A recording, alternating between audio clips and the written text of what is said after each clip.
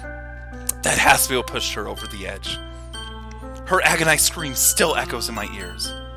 Why did I do that to her when she needed me the most? Why was I so selfish? This is my fault. Yes, great timing. My swarming thoughts keep telling me everything I could have done to prevent this. If I just spent more time with her, walked her to school, and gave her what I know she wanted out of our relationship, then I could have prevented this. I know I could have prevented this. Screw the literature club. Screw the festival. I just lost my best friend. Someone I grew up with. She's gone forever now. Nothing I do can bring her back. Wait. This isn't some game where I can reset and try something different. I had only one chance, and I wasn't careful enough. And now I'll carry this guilt with me until I die. Nothing in my life is worth more than hers. But I still couldn't do what she needed from me. And now, I can never take it back. Never. Never. Never. Never. Never. End. Guys, we drove Sayori to her death! Oh, guys, we messed up big time! Oh, wow. I can't believe you guys... I love you're lolling at this. Lol. You guys, you were supposed to confess to her game. She died. What does it matter what happened at the festival? We picked a bad path. Wait, what's going on with the game? What's this?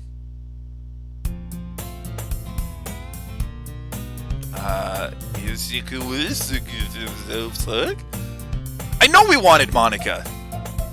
But okay, think about this. If there's someone that you really liked, but then one of your friends commits suicide by hanging, like, yeah, it's done. Your day's ruined. It's over. Good night. What is this? I see an annoying girl running towards me from the distance, waving her arms in the air like she's totally oblivious to any attention she might draw to herself. That girl is Galloway, my neighbor and good friend since we were children. You know, the kind of friend you'd never see yourself making today, but it just kind of works out because you've known each other for so long. We used to walk to school together on days like this.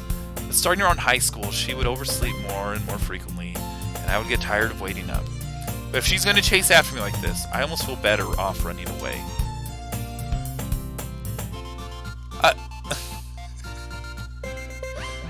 This is weird. This is what the real world is like.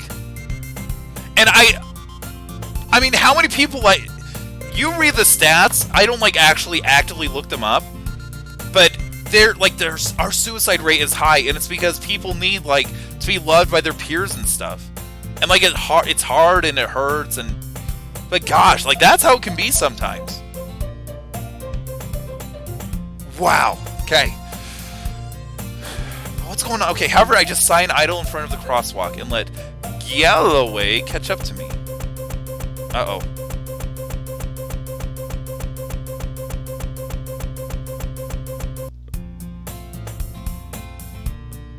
It's an ordinary school day like any other. Mornings are usually the worst, being surrounded by couples and friend groups walking to school together. Meanwhile, I've always walked to school alone. You thought it was... What do you mean it was fake? Like, she's gonna be hanging there, and then after it's like, I'm so upset. She's like, gotcha! I left you hanging! You thought this was a joke? I love this over here going, suicide's funny, guys! Oh, no one would actually do it! Oh. Meanwhile, I've always walked to school alone. What? I always tell myself it's about time I meet some girls or something like that. But I have no motivation to join any clubs. You know, she doesn't. She wanted a Valentine's Day game, so I suggested this.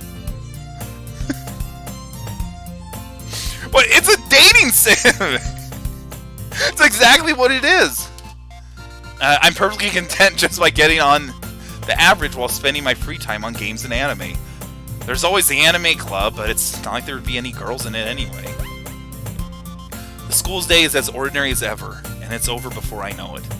After I pack up my things, I stare blankly at the wall, looking for an ounce of motivation.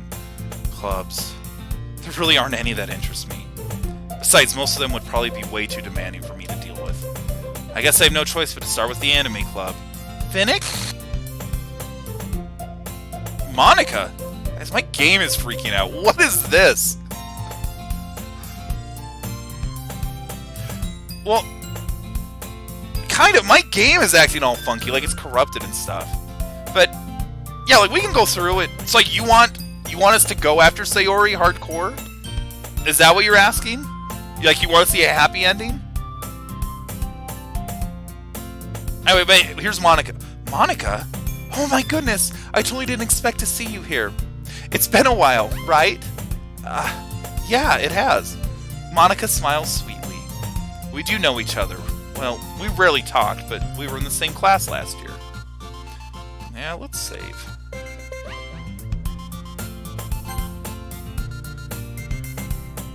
What?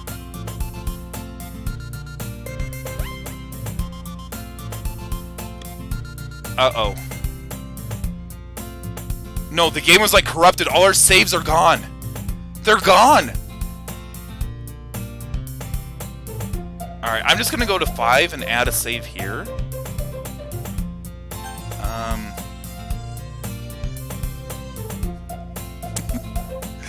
Hold on.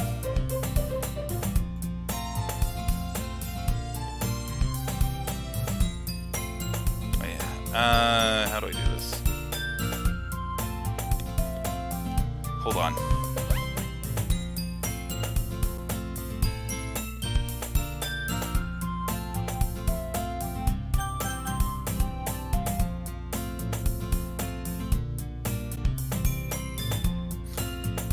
I'm looking at something.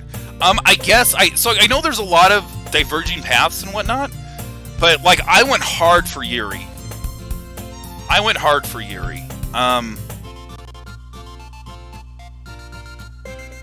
But yeah, the game isn't working. What is going on? Okay, we gotta save. Let's quit. Let's just relaunch it. Yeah, let's quit.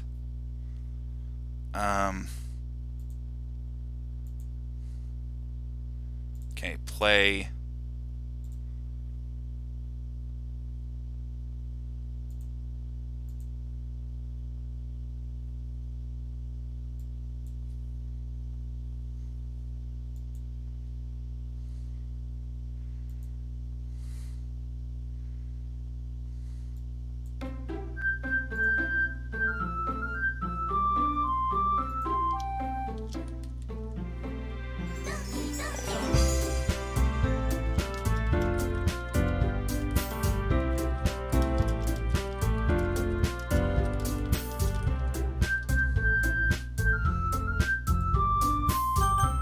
Yeah, let's... Guys, the game's like totally corrupted. What's up with this?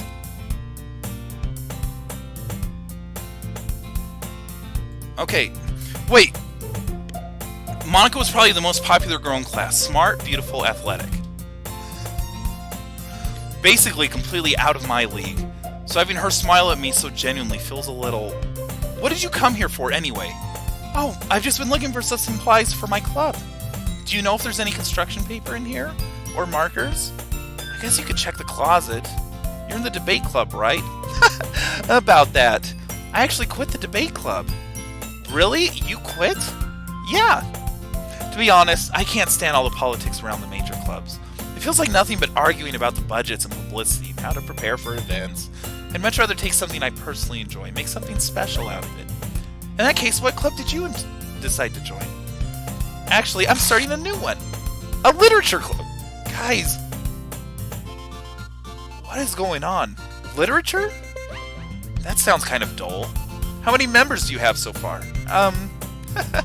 It's kind of embarrassing, but there's only 3 of us so far. Oh, you guys can't see it. Okay. Sorry.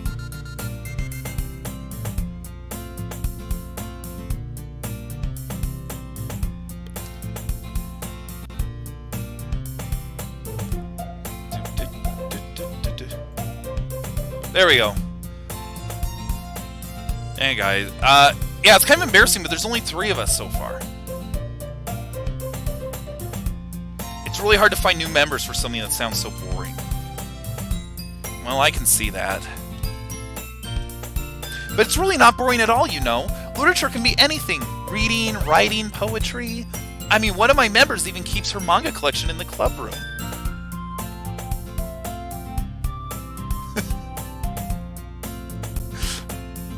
Guys, I'm not joking. My game is like corrupted. Yeah, it's funny, right? She always insists that manga is literature true. Okay, so I'll give this to you. I'll give this to you right now. No matter what you do, Sayori commits suicide. No matter what you do. But there's more to the game. Let me put it that way. It's like, there's more to it, and it kind of starts similar, but it's gonna be diverging quite a bit. But yeah, to spoil it kind of in a broad sense, this game has kind of two purposes, and the first one was to actually show you what depression and suicide and stuff looks like. Like, if you've ever known someone that's been suicidal or something, from what I understand, they talk a lot like Sayori does, where it's, I'm not worthy of your attention, and it's, hey, I thought of you. No, don't do that. It makes me sad that you wasted your time thinking about me. That's a huge part of what this game is. That's why it was free. It was to get the message out there and get people thinking about mental health and stuff. Like, that is absolutely a part about it.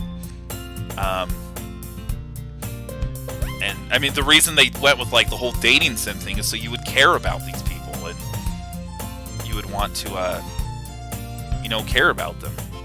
But the path that you get there, it's totally different. So like when I was with Yuri, I don't remember specifically, but yeah, something happens with Yuri at the end, and I don't remember, but same thing, she sees you.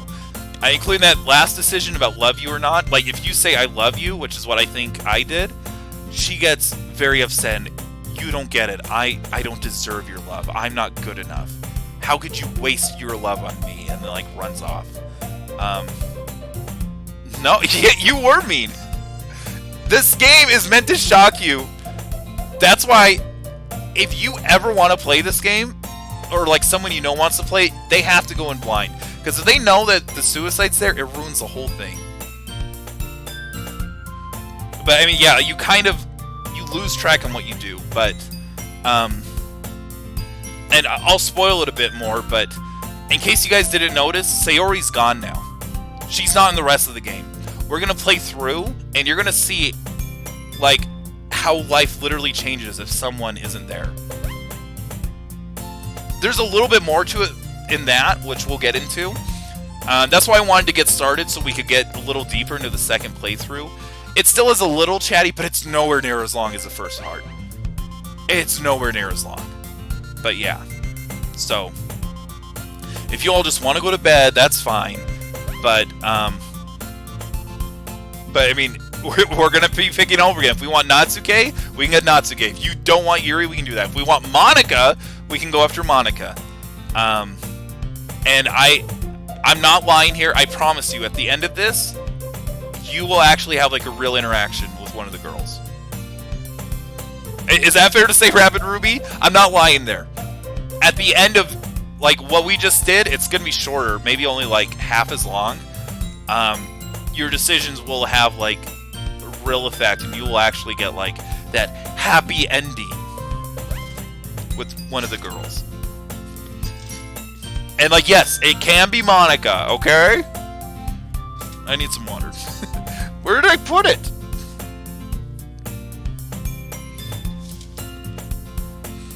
Anyway, and so if you're asking, no, I'm not paying money for a dating sim. That's why I got this one, because it's free. Where is my water bottle? I lost it again. I just brought it down. I bet it's in the bathroom again. I'm not joking. I'm leaving this here. Hold on.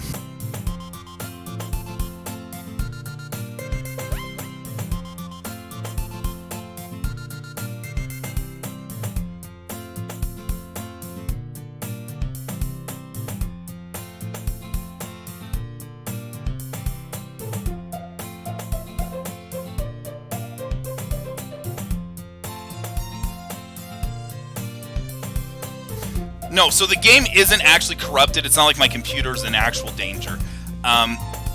They do that because they want to make a clear point for you to go look back and see that your save file is gone.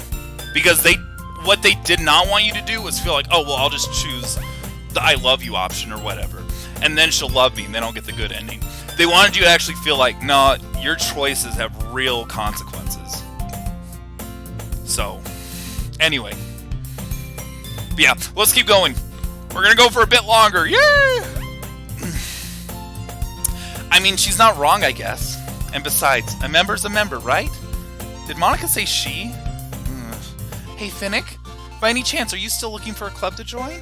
Ah, I mean, I guess so, but in that case, is there any chance you could do me a big favor? I won't ask you to join, but if you could at least visit my club, it would make me really happy. Please? Well, I guess I have no reason to refuse. Besides, how could I ever refuse someone like Monica? Sure, I guess we could check it out. Awesome. Well, you're really sweet, Finnick. You know that. I'm just reading your comment. You're like, well, we're picking Monica. Game over. Why are we here? Shall we go then? I'll look for materials another time. You're more important. And thus today marks the day I sold my soul to Monica and her irresistible smile. Oh, I love is enjoying that already.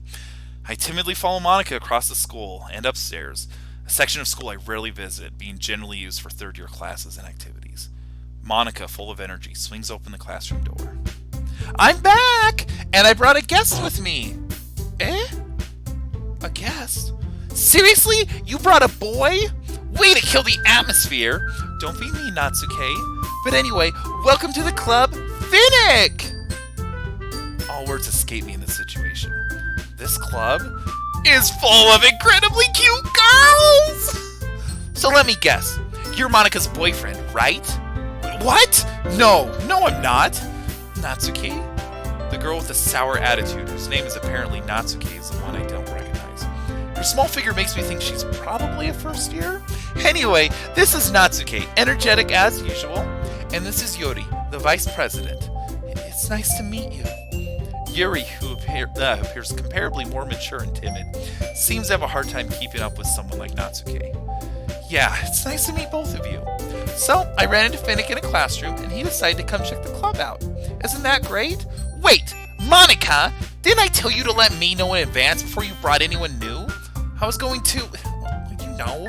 Sorry. I didn't forget that, but I just happened to run into him. In that case, I should at least make some tea, right? Yeah, that would be great. Why don't you come sit down, Finnick? The girls have a few desks arranged to form a table. Yuri walks to the corner of the room and opens the closet. Meanwhile, Monica and Natsuki sit across from each other. Still feeling awkward, I take a seat next to Monica. So, I know you didn't really plan on coming here, but we'll make sure you feel right at home, okay? As president of the Literature Club, it's my duty to make the club fun and exciting for everyone.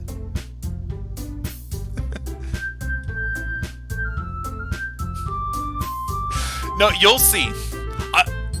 When we get through everything, I will explain everything so it's 100% clear. And if you want, I'll go into like deep dives about symbolism and whatnot. But I've already given you guys more than I should have. That's because I don't want you to feel like I'm just being an idiot playing the game again. There is absolutely more to it, but we have to kind of get there before it kind of hits you. But yeah, it must be hard to start a new club. You could put it that way. Not many people are very interested in putting out all the effort to start something brand new, especially when it's something that doesn't grab your attention, like literature. You have to work hard to convince people that you're both fun and worthwhile, but it makes school events like the festival that much more important. I'm confident that we can all really grow this club before we graduate. Right, Natsuki? Well, I guess. Natsuki reluctantly agrees. Such different girls, all interested in the same goal. Monica must have worked really hard just to find these two. Yuri returns to the table carrying a tea set. She carefully places a teacup in front of each of us before setting down the teapot in the middle. You keep a whole set of tea set in this classroom? Don't worry, the teacher gave us special permission. After all, doesn't a hot cup of tea help you enjoy a good book? I guess. Don't get yourself intimidated. Yuri's just trying to impress you. not! Insulted Yuri looks away. I meant that, you know. I believe you. Well, tea and reading might not be a pastime, but I at least enjoy tea. Unstable hamsters on. I'm glad. Yuri faintly smiles to herself in relief. So, Finnick, what kind of things do you like to read? Well, considering how little I've read these past few years, I don't really have a good way of answering that. Manga, I mutter quietly to myself, half joking. Natsuke's head suddenly perks up. It looks like she wants to say something, but she keeps quiet. Not much of a reader, I guess. Well, that can change. What am I saying? I spoke without thinking after seeing Yuri's sad smile. Anyway, what about you, Yuri? Well, let's see. Yuri traces the rim of her teacup with her finger. My favorites are usually novels that build deep and complex fantasy worlds. The level of creativity and craftsmanship behind them is amazing to me, and telling a good story in such a foreign world is equally impressive. Yuri goes on, clearly passionate about her reading. She seems so reserved and timid since the moment I walked in, but it's obvious by the way her eyes light up that she finds her comfort in the world of books, not people. But you know, I like a lot of things. Stories with deep psychological elements usually immerse me as well. Isn't it amazing how a writer can so deliberately take advantage of your own lack of imagination and completely throw you for a loop? Anyway, I've been reading a lot of horror recently. I read a horror book once. I desperately grab for something I can relate to at the minimal level. At this rate, Yuri might as well have a conversation with a rock. I'd expect that from you, Yuri. It suits your personality. Oh, is that so? Really, if a story makes me think, or takes me to another world, then I really can't put it down. Surreal horror is often very successful at changing the way you look at the world, if only for a brief moment. I hate horror! Oh, why is that? Well, Natsuke's eyes dart over me for a split second. Never mind. That's right, you usually like to write about cute things, don't you, Natsuke? What? What gives you that idea? You left a piece of scrap paper behind last club meeting. It looked like you were working on a poem called Don't Say It Out Loud. And give that back. Fine. Natsuke, you write your own poems? Well, I guess sometimes. Why do you care? I think that's impressive. Why don't you share them sometimes? No. Natsuke averts her eyes. You wouldn't like them. Not a very confident writer yet. I understand how Natsuke feels. Sharing that level of writing takes more than just confidence. The truest form of writing is writing to oneself. You must be willing to open up to your readers, exposing your vulnerabilities and showing even the deepest reaches of your heart. Do you have writing experience too, Yuri? Maybe if you share some of your work, you can set an example and help Natsuke feel comfortable enough to share hers. I guess it's the same for Yuri. We all sit in silence for a moment. Hey, I just got an idea! How about this? Natsuke and Yuri look quizzically at Monica. Let's all go home and write a poem of our own. The next time we meet, we'll all share them with each other.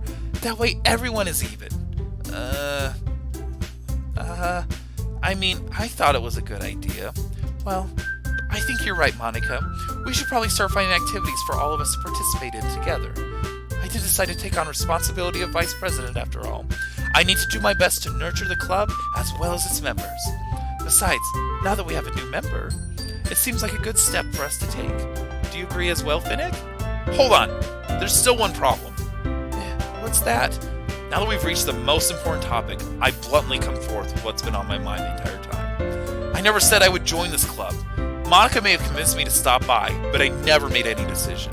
I still have other clubs to look at, and, I lose my trail of thought. All three girls stare back at me with dejected eyes. But, I'm sorry, I thought... The girls exchange glances before Monica turns back to me. I guess I need to tell you the truth, Finnick. The thing is, we don't have enough members yet to form an official club. We need 4. And I've been trying really, really hard to find new members. If we don't find one more before the festival, I'm defenseless against these girls. How am I supposed to make a clear-headed decision when it's like this? I would feel terrible for letting everyone down in this situation. And besides, the club itself seems pretty relaxed. So if writing poems is the price I need to pay in order to spend every day with these beautiful girls... Right. Okay, I've decided then. I'll join the literature club. One by one, the girls' eyes light up. Oh. Gotta go back. Oh my goodness, really? Do you really mean that, Finnick? Yeah. It could be fun, right? You really did scare me for a moment. I mean, if you really just left after all this, I would be super pissed.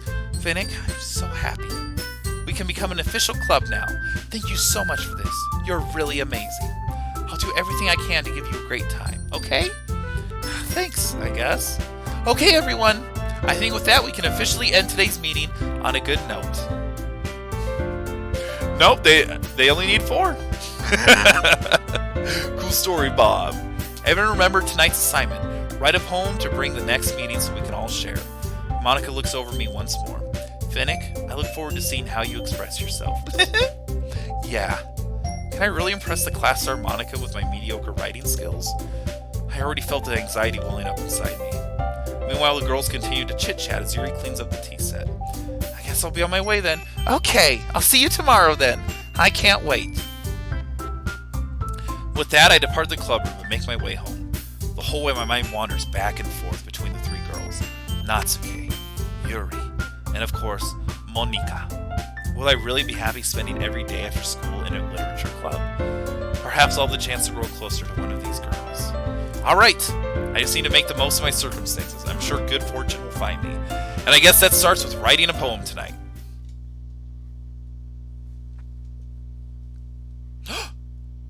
Ooh, we've unlocked a special poem. Do y'all want to hear it? Huh? Huh? I mean, I'll let you guys decide.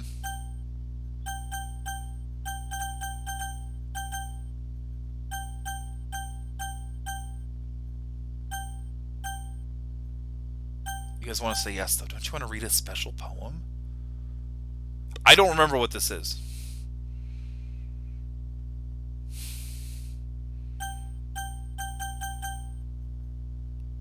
Okay, I'm going to say yes if no one says anything. In 3, 2, 1. Okay, I'm saying yes. Today, I cut my skin open for the first time. It was exhilarating. I think I understand how it feels now. I'm supposed to be the responsible one, though. So I don't think I'll be doing it again, unless I decide to kill myself. I left a memento of the occasion below. Ooh. Ooh.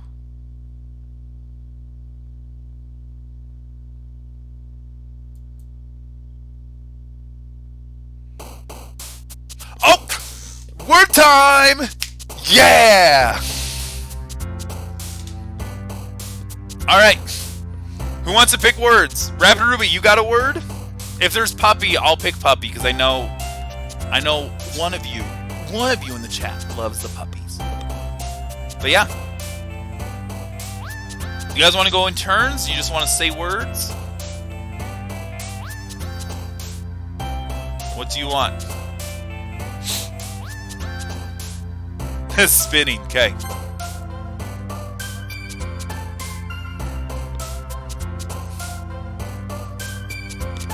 Let me make sure I didn't get a text message or something. Yeah, I don't think so. Axe is training.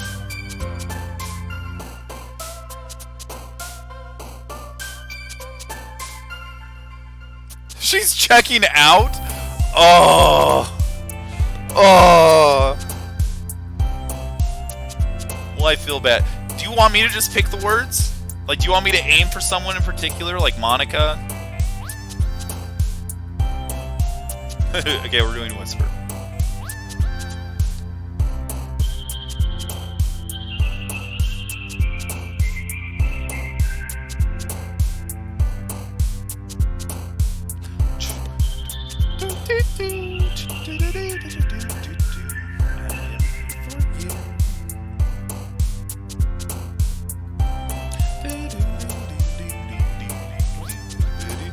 Rapid Ruby's gonna pick all of these unless someone else says something.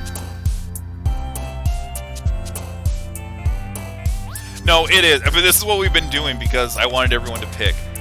So that's why I'm asking. If, like, Rectum Ralph and I Love want me to just pick and try to get Monica, I can do that. But it's like some of the, like, Vivacious, that's probably Monica. Sensation, okay. Oh, Breath, Kiss. The one exception was if there was a... Okay, I'm just gonna go for Monica because I know that's what I Love wanted. So, let's see what we get. Kiss probably. No. Oh, marriage? Oops. Rectum Ralph, do you want me to wait for you to answer? Or just go ahead? Okay. I'm gonna try my best. Blanket. Bed.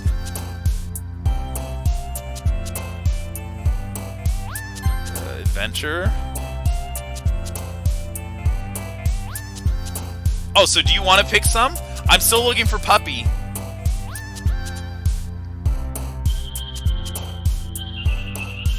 Wait, don't you have like a 6-foot long iPhone charger cord? Or is that Rectum Ralph that has it? I know one of you has a 6-foot one that can just reach like forever. Or did it break? Just go? Okay. Alright, Marshmallow. Oh, Valentine, that would have been good. Alone together. Oh, he had one? I'm sorry. You said to just go. Poof. Contamination, I like that word. Uncontrollable.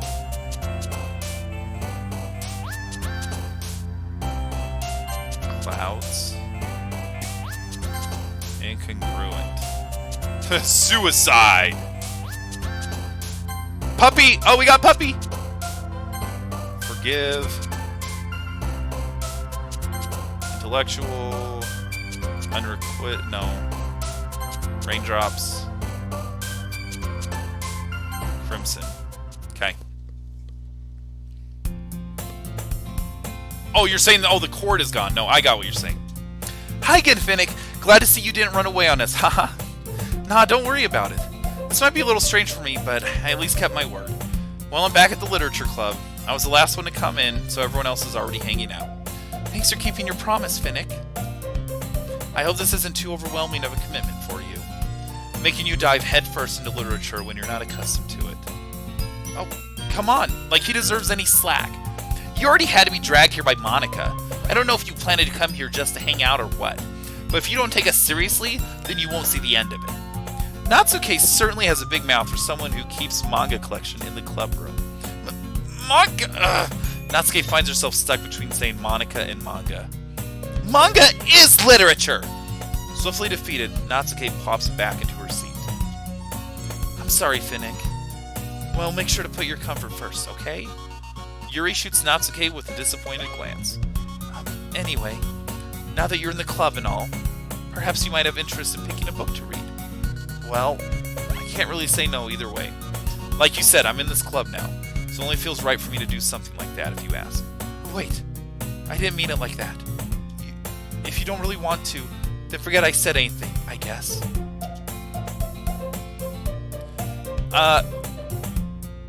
Maybe. I know it's not like that, Yuri. I want to try to be part of this club. So even if I don't read often, I'd be happy to pick up a book if you wanted me to. Are you sure? I just felt like, well, as vice president and all, that I should help you get started on something you might like. Yuri reaches into her bag and pulls out a book. I didn't want you to feel left out, so I picked out a book that I thought you might enjoy. It's a short read, so it should help keep your attention even if you don't usually read. And we could, you know, discuss it if you wanted to. How is this girl accidentally being so cute? She even picked out a book she thinks I'll like, despite me not reading that much. Yuri, thank you, I'll definitely read this. I enthusiastically take the book. Phew. Well, you can read it at your own pace. I look forward to hearing what you think. Now that everyone's settled in, I expect Monica to kick off some scheduled activities for the club. But that doesn't seem to be the case. Yuri's face is already buried in a book. I can't help but notice her intense expression, like she's waiting for this chance. Meanwhile, Natsuke is rummaging around in the closet. Ugh. I hear Natsuke utter an exasperated sigh within the closet. She seems to be annoyed by something. I approach her in case she needs a hand. You looking for something in there? But ooh! I don't remember that. Ooh! She never puts my stuff in the right spot. Oh my gosh!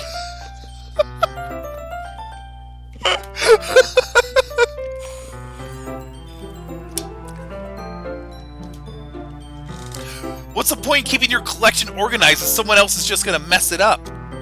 Natsuke slides a bunch of stacked books and boxes across the shelf. Manga. You read manga, right? Sometimes. Manga's one of those things where you can't admit you're really into it until you figure out where the other person stands. How'd you know anyway? I heard you bring it up at some point. Besides, it's kind of written on your face. What's that supposed to mean? I see. There's a lone volume of manga amidst a stack of various books on the side of one of the shelves. Curious, I pull it out of the stack. There it is! Natsuke snatches it out of my hand. She then turns to a box of manga and slips the volume right into the middle of the rest. Much better. Seeing a box set with one book missing is probably the most irritating sight in the world. I know the feel. I get a closer look at the box she's admiring. Parfait Girls? It's a series I've never heard of in my life. I'm going to skip through this just a little bit just because this is very similar to what we heard before. Because I guess Natsuke won that poem thing. If you're going to judge, you can go through the glass on that. She points to the classroom floor. Hey, I wasn't judging. I didn't even say anything. It was the tone of your voice. But I'll tell you one thing, Finnick. Consider this a lesson. Don't judge a book. In fact, Natsuke pulls out the first volume of the Parfait Girls. I'm going to show you exactly why. She shoves the book right into my hands. I stare at the cover. It features 4 girls in colorful art. It's exceedingly moe. Don't just stand there. Natsuke grabs my arms and pulls me out of the closet. She then takes a seat against the wall beneath the windowsill. She pats on the ground, signaling for me to sit next to her. Wouldn't chairs be more comfortable? I take my seat. Chairs won't work. We can't read at the same time like that. Why not? I guess it's easier to sit together like this. Don't say that. You'll make me feel weird about it.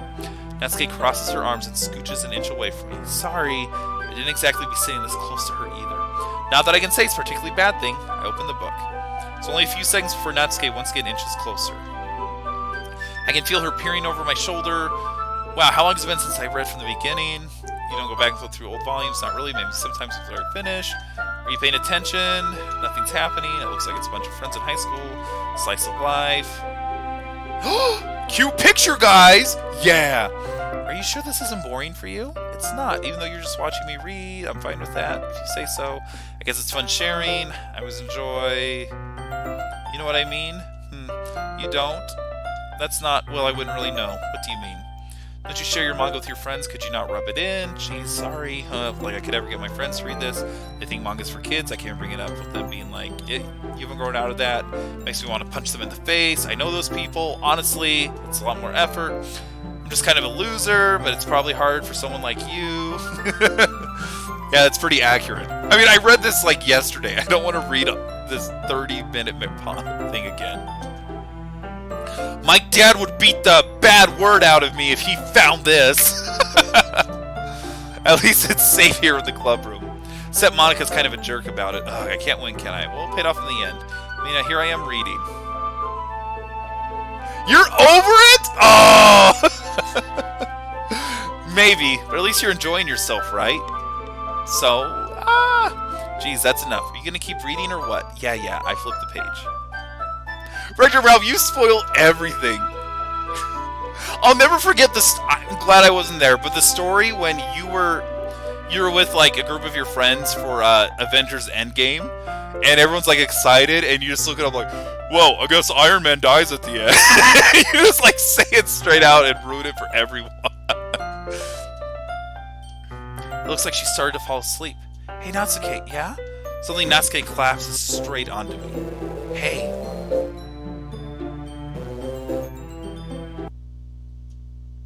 Oh, jeez. Natsuke, are you okay? Here. Monica reaches into her bag and pulls out some kind of protein bar. She throws it in Natsuke's direction. Natsuke's eyes light up again.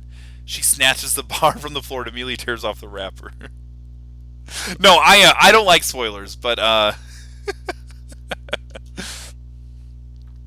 Well, Rectum Ralph, you don't have to... You can play COD at the same time or something. She doesn't even finish her sentence before stuffing it into her mouth. Don't worry, Finnick, she's fine. It just happens every now and then. That's why I always keep a snack in my bag for her. Anyway, why don't we all share poems now? Here we go. Poems are interesting. We'll do Monica, because I know you guys want Monica first anyway. Yesterday, she seemed eager to read my poem, and I want her to know I put forth effort. Hi, Finnick. Having a good time so far? Ah, yes. Good. Glad to hear it. By the way, since you're new and everything... oh, well. We're going to do that. If you have any suggestions for the club...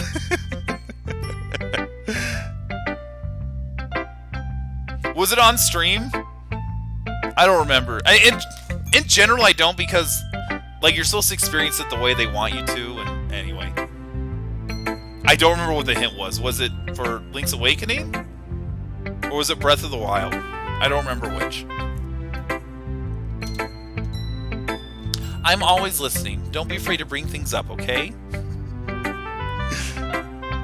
Alright, I'll keep that in mind. Of course I'll be afraid to bring things up. I'm much better off just going with the flow until I'm more settled in. Anyway, want to share your poem with me? It's kind of embarrassing, but I guess I have to. Don't worry, Finnick. We're all a little embarrassed today, you know. But it's that sort of barrier that we'll all learn to get past soon. Yeah, that's true. I hand Monica my poem. I like it, Finnick. Really? It's a lot cuter than I expected. Oh, jeez. Oh, no. It kind of makes me think of something Natsuke would write. And she's a good writer, too.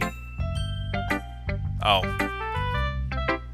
Yeah, I mean, in general, I want to try to figure it out. But, I mean, when I'm absolutely stuck, I don't get offended looking for help. But I want to give it an honest try. Anyway. If you say so, yep. If you're interested in Natsuke, then always keep a snack on you. She'll cling to you like a puppy. Natsuke's dad doesn't give her lunch money or leave her any food in the house, so she's in a fussy mood pretty often. But sometimes she just loses all her strength and shuts down. Like earlier. This is just a guess, but I think she's so small because her malnutrition is interfering with her adolescent growth. But hey, some guys are into petite girls too, you know? Sorry, just trying to look out for the bright side. Anyway, do you want to read my poem now? Don't worry, I'm not very good. You sound pretty confident for someone who claims to not be good. Well, it's because I have to sound confident. That doesn't mean I always feel that way, you know? I see. Well, let's read it then. Hole in the wall, but he wasn't looking at me confused. I frantically glanced at my surroundings, but my burned eyes can no longer see. Are there any others in this room? Are they talking, or are they simply poems on flat sheets of paper? The sound of frantic scrawling, playing tricks on my ears. The room begins to crinkle, closing in on me. The air I breathe dissipates before it reaches my lungs. I panic. There must be a way out. It's right there. He's right there. Swallowing my fears, I brandish my pen. So, what do you think? It's very freeform, if that's what you call it. Sorry, I'm not the right person to ask for feedback. Yeah, style's popular right now. Performed out loud, it's very popular. As you can say, it's coming out of epiphany. An epiphany, yeah, I like that. Yeah, she's saying the same things. Sometimes when specific point, so hard to make it perfect, you never make any progress. Just force yourself to get something on the paper, clean it up later. Yeah, we remember this. Okay. Sorry that you're checked out, Rectum Ralph. I'm going to try to speed this up so we get to the interesting stuff, but... Okay, we'll start with the thing I don't like. First of all, she reads my poem. Yeah, she's starting the same. This day one is basically going to be very similar. You just don't understand anything, do you? You're so self-important. Okay, here's the poem. Eagles can fly, monkeys can fly. Okay, yeah, that's about it. It's the same people can fly poem. Yeah, I told you weren't going to like it. I like it. What? Let's just be honest, I am. Why are you so convinced? Yeah, this is exactly the same. So yeah, she's like, I want to... You know, I like cute things, but you can say good things with small words. She's the Kevin Malone. And then it's like, yeah, she's nice. Here's Yuri. Probably very similar. Yuri stares at my poem. Oh, she's going to say, sorry, I don't always remember to speak. Okay, why don't you ask? I'm making sure. Did I raise my voice? She brushes her hands. What were you saying? Right, there's specific writing habits. She stammers. Might take you some time. Natsuke's biased. Okay, let's read her poem. Oh, this isn't supposed to be a literature club? Ghosts Under the Light. Yeah, same poem. So yeah, these are all the same. Bum bum. Da, da, da, da, da. When you mash through it, you realize how much text there is. I should find a conversion for how many pages this is. I probably read at least 50 pages worth of it. Maybe not that much. But guys, I did girl voices and everything. Guess that's everyone. I glance around the room. There's a little more stressful than anticipated.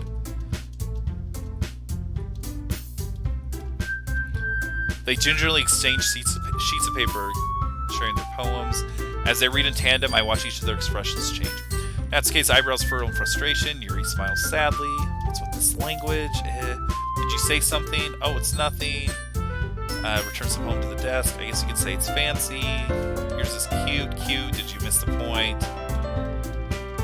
Yeah, this is all the same so far. Let me give you a couple suggestions. Finnick, excuse me.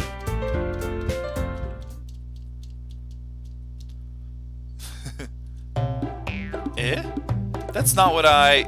You ready, guys? We're going to get to the great line. Are you that full of yourself? I was full of myself. Well, you know what? I was the one whose boobs magically grew a size bigger as soon as Finnick started showing up. Anyway. People learn to get over themselves as they graduate middle school, you know? If you want to prove anything...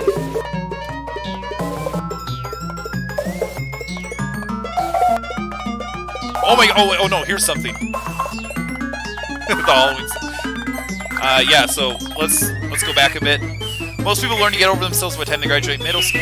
If you want to prove anything, then stop harassing others with your sickening attitude. You think you can counterbalance your toxic personality just by dressing and acting cute? The only cute thing about you is how hard you try. Whoa, be careful, you might cut yourself on that edge, Yuri. Yeah, Yuri's like, awesome.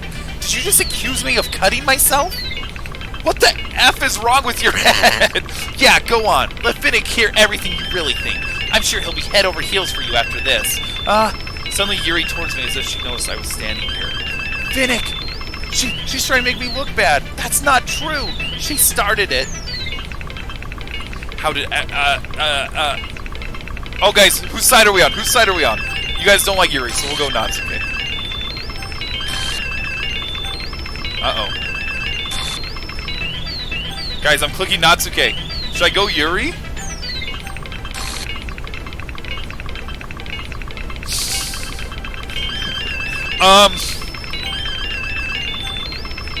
Should I go Yuri or just stick with Natsuke? What do you guys think?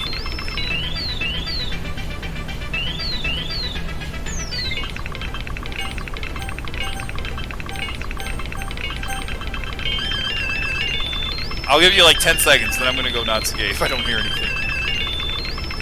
But it's going crazy! You want Yuri? Okay. Oh! Okay, there's a Natsuke. Which one, guys? Ah!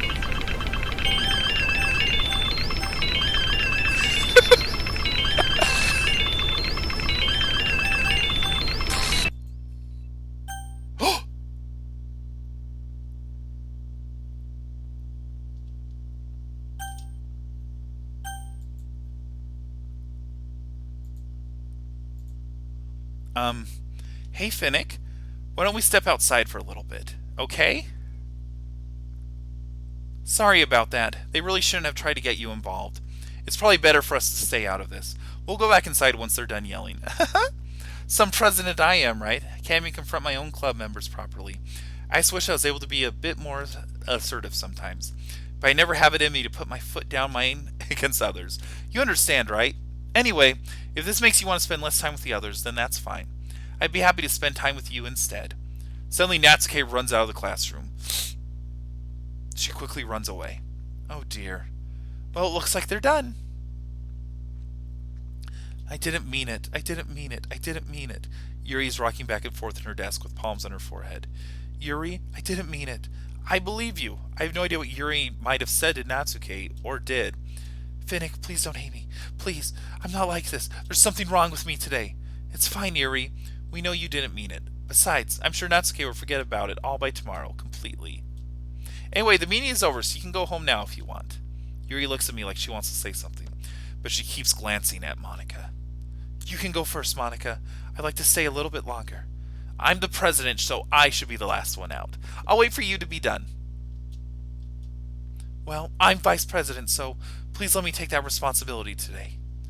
It kind of sounds like you don't want me around for something. Yuri, it's not like that. It's not that. I didn't get that much of a chance to discuss my book with Finnick. It would just be embarrassing with you listening. I guess I don't really have a choice, do I? I'm sorry for causing trouble, but I really appreciate your understand. Oh. Okay. More words. I'm just gonna do it. We're gonna go for Monica again. Broken. Pure. Special. Marriage. Socks. Electricity. Nightgown. Portrait. Fickle. Secretive. Flying. Starscape. Afterimage. Childhood. Embrace. Bliss. Bubbles. Prayer. Party. Defeat. I don't know. Another day passes and it's time for the club meeting again. I've got a little more comfortable here over the past few days. Entering the club room, the usual scene greets me. Welcome back, Finnick. Oh, hi, Yuri. I'm not sure if it's me or if it's Yuri's expression, but the weight of yesterday's quarrel still hangs in the air a little. Yuri glances over her shoulder, looking around me. Natsuki's reading a manga at the desk. Surprisingly, Monica isn't here yet. Suddenly, Yuri takes my arms and pulls me over to the corner. About yesterday, I really need to apologize. Nothing like that has ever happened before. And something just came over me, I guess. I wasn't acting mentally sound. Please don't think we're usually like this. Not just me, but Natsuki as well. Yuri, I'm happy that you were considerate and apologize. You don't have to worry too much. Even though it's only been here a couple days, I could tell something was off yesterday. Maybe we were just extra sensitive because it was our first time sharing poems. But whatever it was, it didn't make me think any less of you. I'd already decided that there's no way you can be a bad person. And now that you're apologizing, I know you really didn't mean it. Finnick, don't say those kinds of things so frankly. They make me a little too happy. I'm really glad that you're such an understanding person. And I'm really glad that you joined this club. Everything is a little bit brighter with you around and... Sorry, what am I saying right now?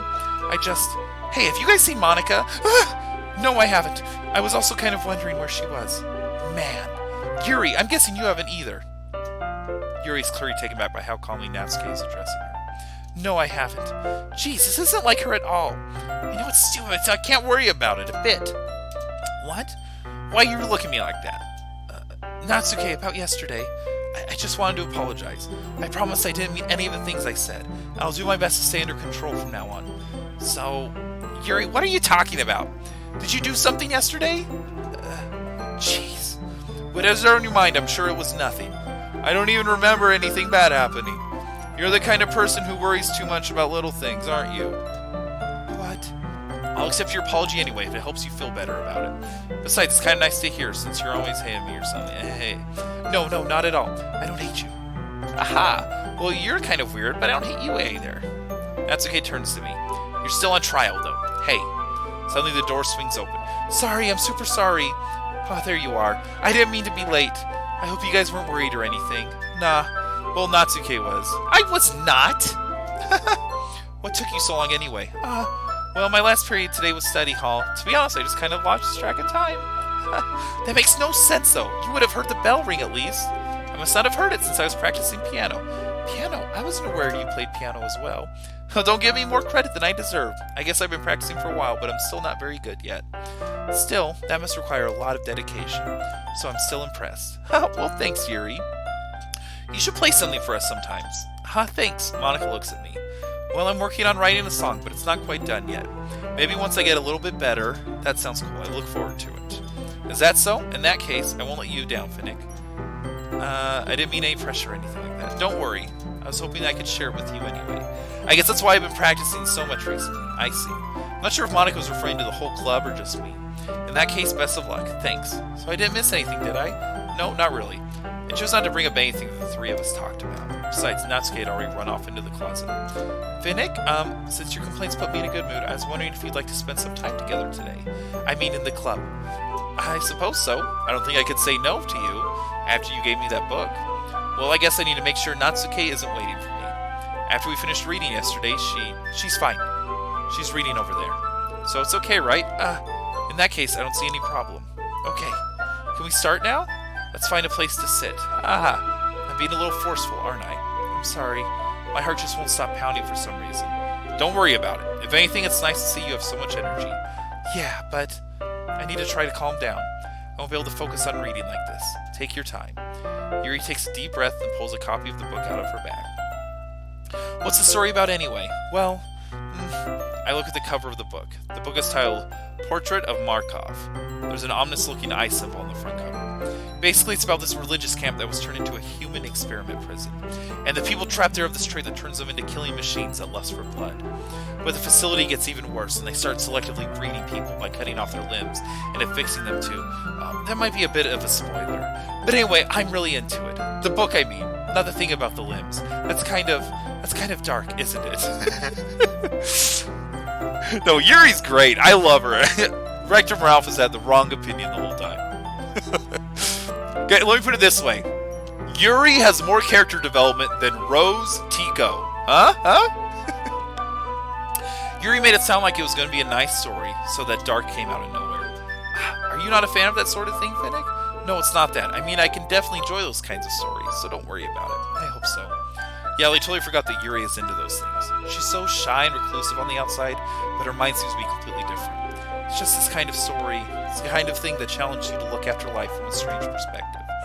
When horrible things happen, not just because someone wants to be evil, but because the world is full of horrible people and we're all worthless anyway.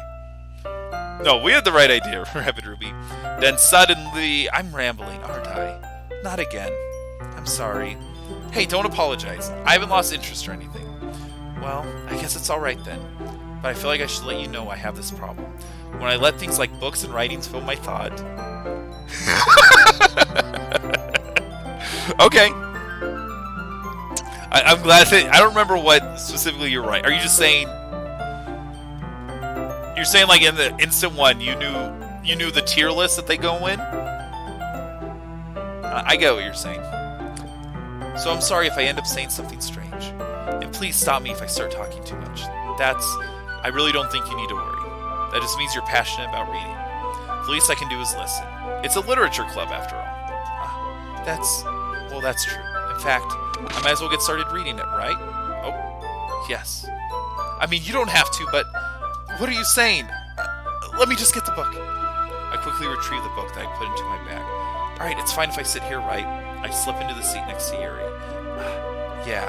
Are you sure? You seem a little apprehensive. I'm sorry. It's not that I don't want you to. It's just something I'm not very used to. This is reading in company with someone. I see. Well, just tell me if I end up distracting you or anything. Alright. I open the book and start the prologue. I soon understand what Yuri means about reading company. Ugh. It's as if I can feel her presence over her shoulder. It's not a particularly bad thing. Maybe a little distracting, but the feeling is somewhat comforting. Yuri is in the corner of my eye. I realize that she's not actually looking at the book. I glance over. It looks like she's reading from my book instead. Sorry, I was just bathing in the feeling of your body. Wow. Yuri, you really apologize a lot, do you? I do? I don't really mean to. Sorry. I mean, there. Here, this is how it works. I slide my desk until it's up against Yuri's, then hold my book more in between the two of them. I suppose so. Yuri timidly closes her own copy. Once we each lean a bit, our shoulders are almost touching. Feels like my left arm is in the way, so I instead use my right hand to hold the book open. I guess that makes it kind of difficult to turn the page. Here.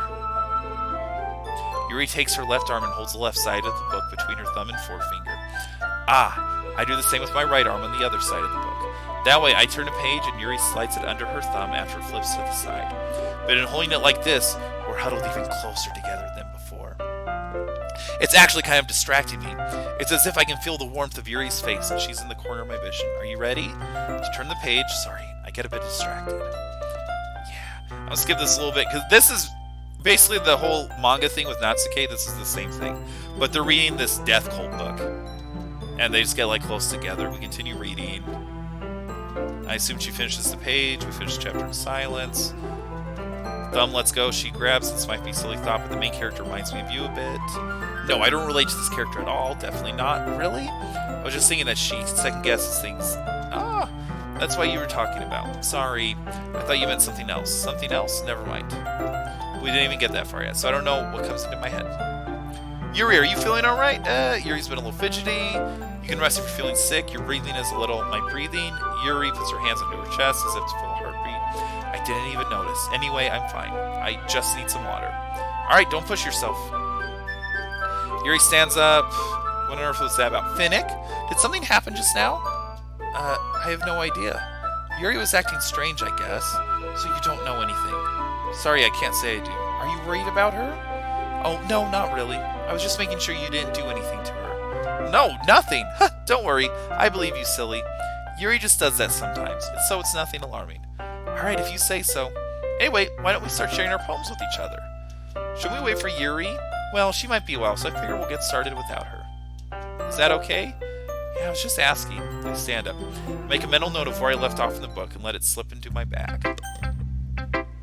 Alright, Monica time! Yeah! Hi again, how's the writing going? I think this is going to be the same thing. I get my poem. Alright, great job, Finnick. I was going to go off my head. It's metaphorical. I expect you to go for something so deep. That's not very fair. Yuri likes this kind of writing. I don't mean that it's a bad thing. Sometimes I get the impression it's made up. I don't think she's used to being indulged like that. She must be starved for social interaction, like earlier. She gets too stimulated. She ends up withdrawing and going alone. Suddenly a door opens. Yuri, I'm back. Did I miss anything? Not really. Well, we started sharing our poems with each other. Already? I'm sorry for being late. No need to apologize. We still have plenty of time, so I'm more than glad you took all the time you need. Alright. Thanks, Monica. I suppose I should go get my poem now. But anyway, you want to read my poem now? I like the way this one turned out, so I hope you do too. Save me the colors, flashing, expanding, piercing, red, green, blue. Yeah, so it's the same one. Sorry, I know it's kind of abstract. I'm just trying to, well, never mind. There's no point in explaining it. Anyway, here's Monica's writing tip of the day. Sometimes you'll find yourself facing a difficult decision. Save your game. Can you hear me? Anything? Please help me. Okay. That's my advice for today. Thanks for listening. Let's do Natsuke. Well, it's not terrible. It's pretty disappointing.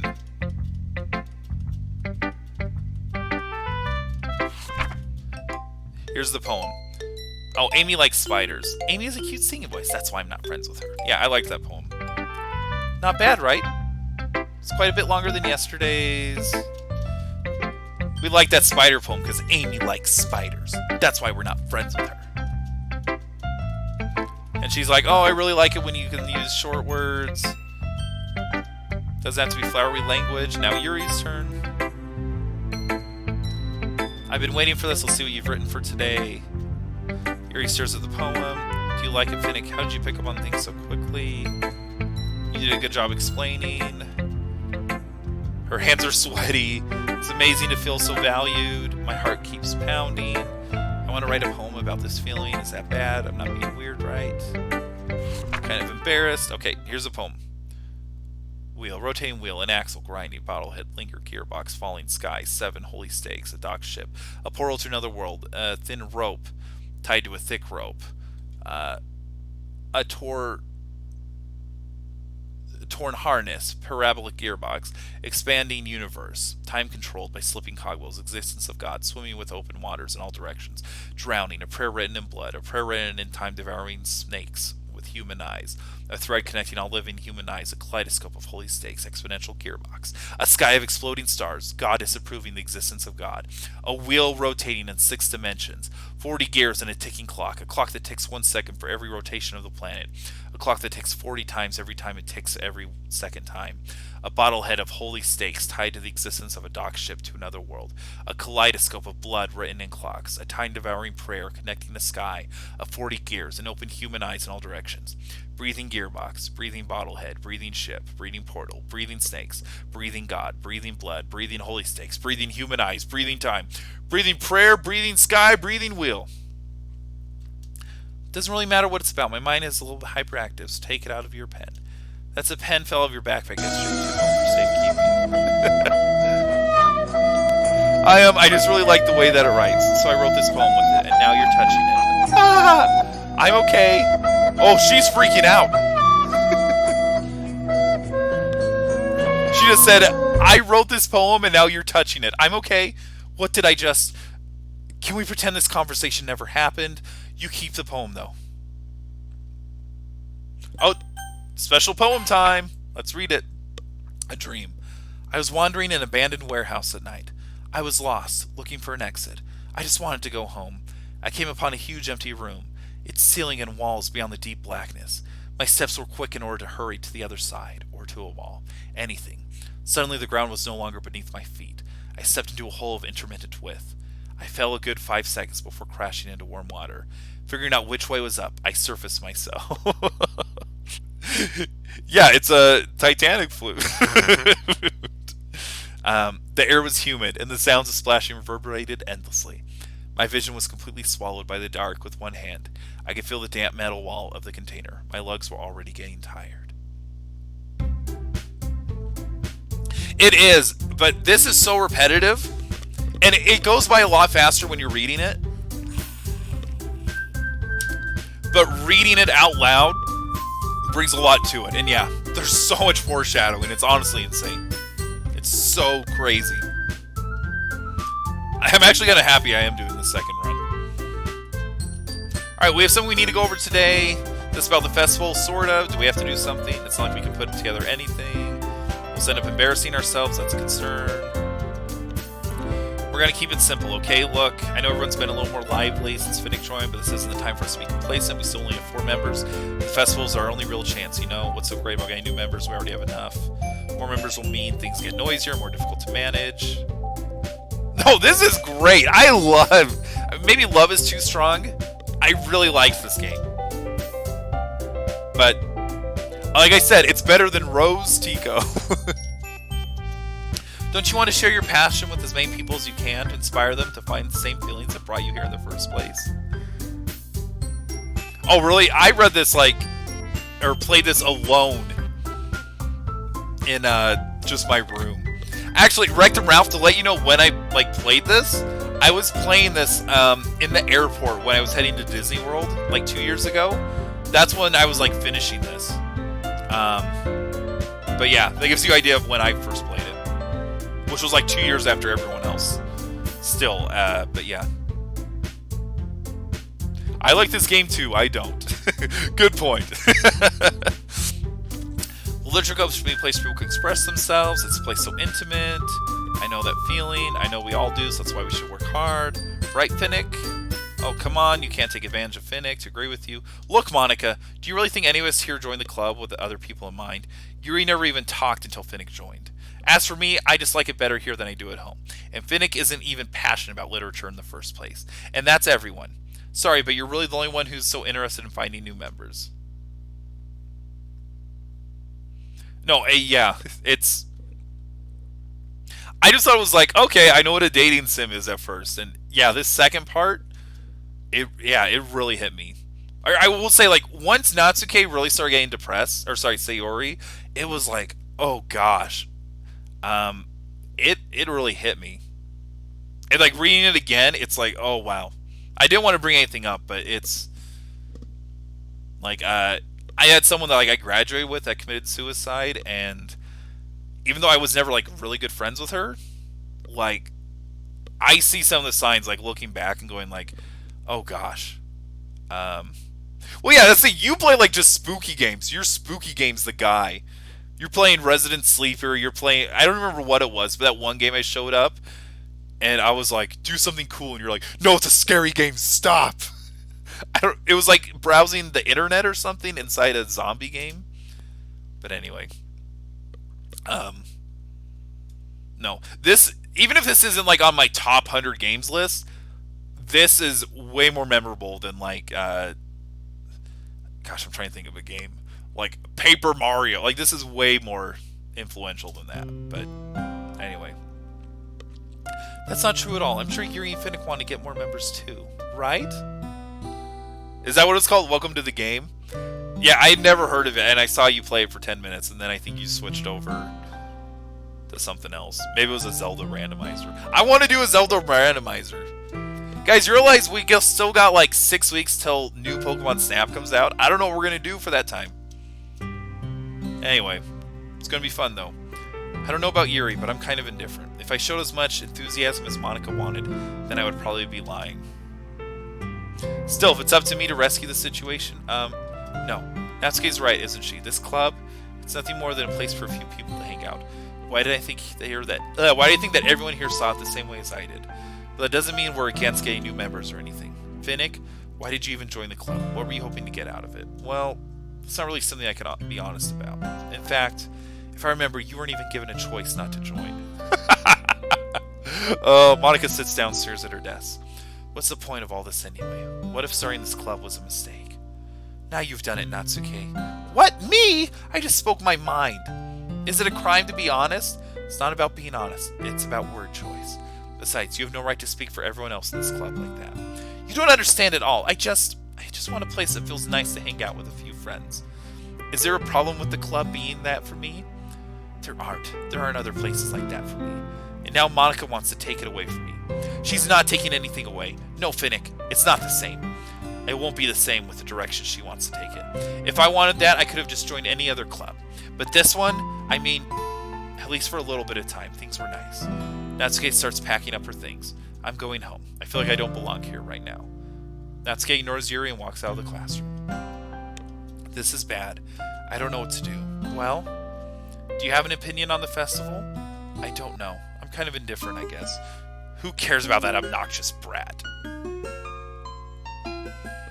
Is this that Calazar music you liked?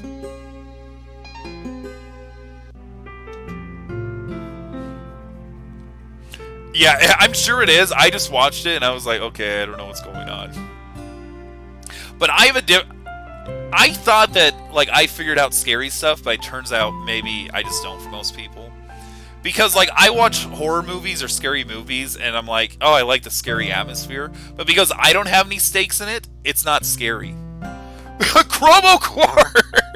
What a time to hop on. Have you, so I know you typically watch a lot. Have you been watching? I need to know, because if not, I'm not going to actually change a lot. But I want to know if you just barely hopped on or if you've been kind of watching in the background. Okay. So I think I've told you what this game is, because you said, I'm never going to play a dating sim, I think is what you said. But we're on the second path, if that means anything to you. Or the second playthrough, I should say. Oh, really? Oh, that's lame. But yeah. Okay. So, I'll let you know this. So, I Love and Rectum Ralph both had no idea what's going on. Oh. Yep, send the kiddos to bed. No, so I started streaming at like 9. I beat Zelda, by the way. Yeah, and we started this at 9:30 to 10 in that range.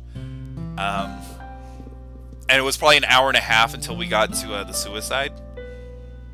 But you're gonna have to watch the VOD because it happens. And you know what I Love does? LOL, this is funny. Ha ha ha, what a good joke. And then it was like, she really committed suicide. And it was, oh. And then anyway. But yeah, I think it would be worth going back just to watch that part if you don't. But this is when I really like the game. But yeah, if you haven't been watching, like God, oh gosh, the way that she foreshadows her suicide is so, it's so much more powerful than I remember it being. Like she's saying stuff and it's like, yeah, it's very clearly depressed, but it's so. Look right here. I was dying laughing because I thought it was fake. I couldn't believe what was going on, and nope, bam, it was real. Oh, I mean, I'm glad you're honest. I'm glad you're honest. I thought about saying like, hey, could you have someone tape your reaction? No, yeah, this is one I liked. Wait, Rapid Ruby, is this the long part? I guess. I thought that was the I don't remember the specific timeline, but I know stuff gets really good. It's just weird. Anyway, I'm gonna keep going. I'm just happy you're here, but still, I'm the vice president. It's not right for me to ignore my responsibilities like that. Nobody would cry if she killed herself. No, this game is... Oh, gosh! The blood down the eye. Oh, I should do my best... Wait, so... I don't know if I told you everything about it. Oh, no, I think I did tell you. Okay, yeah.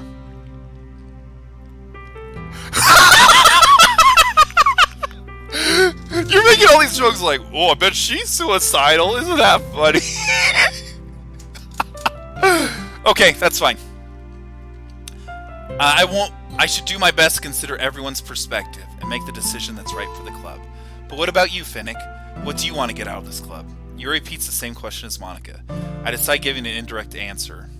I think the most important thing is for everyone to get along, and for the club to provide something that you can't get anywhere else. I don't think it's about how many members, but rather the quality of each member. That's what will end up making the Literature Club a special place. I see. I really agree with you. Each member contributes their own qualities in a special way. With each change in members, the identity of the club as a whole will change too. She's crying, everyone!